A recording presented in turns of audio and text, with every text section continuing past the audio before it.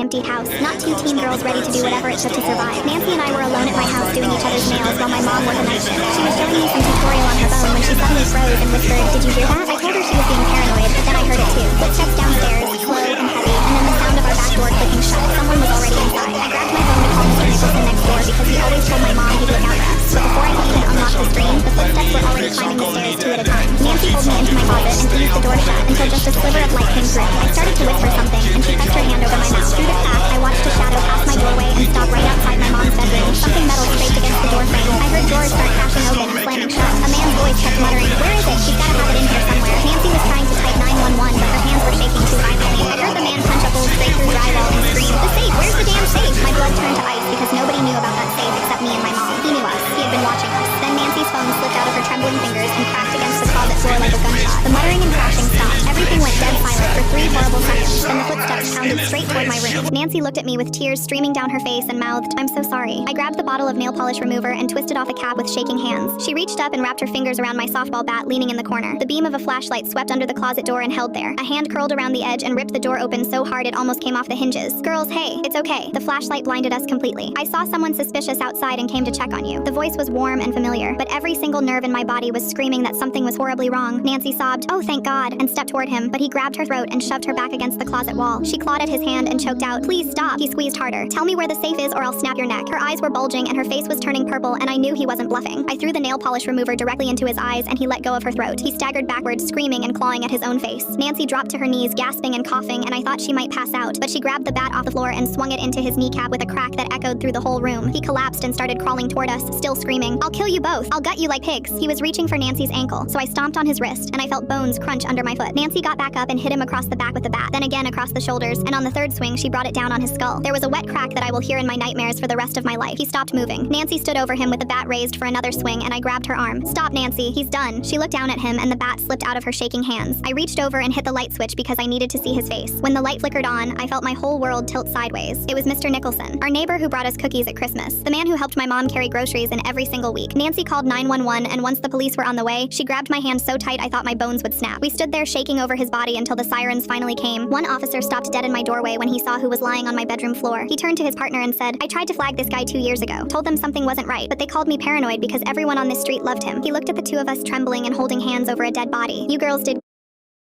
good."